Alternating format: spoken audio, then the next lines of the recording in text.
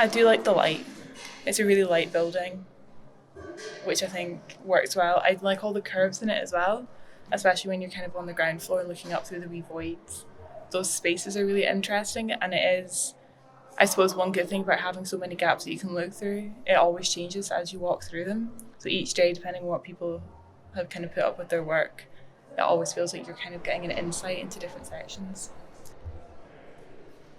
I think it would just be a very simple building, very white, just like a white canvas, so you can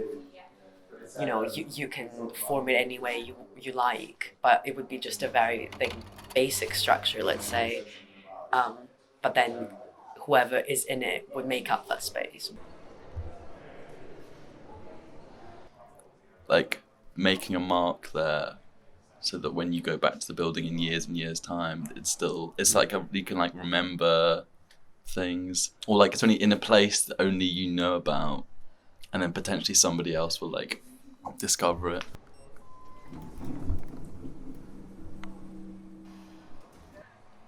That's what I liked about the old Macintosh building. There was like lots and lots of, 100 years of previous students graffiti all over each other.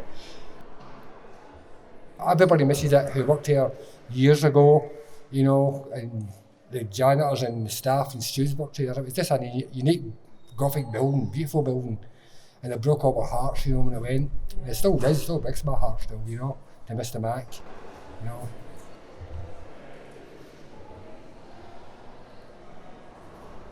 It's more like a space that you come into, not a space that's owned by like the students or participated in.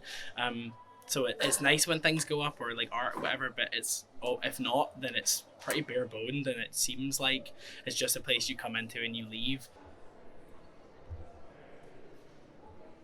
As I sometimes go on little walks around to the top. It's got a great view of the city, and I do like that it has like little pockets where you kind of see different like streets below. So I think if there was just much more, it felt like a much more lived in space, then I think action would be much easier within that.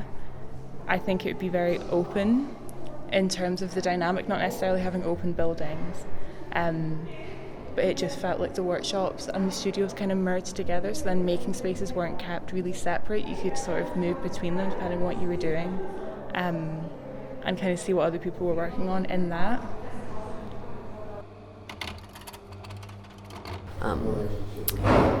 But yeah, I think I would show my affection by just putting more of myself in that, so I felt more of it being my space less than a space.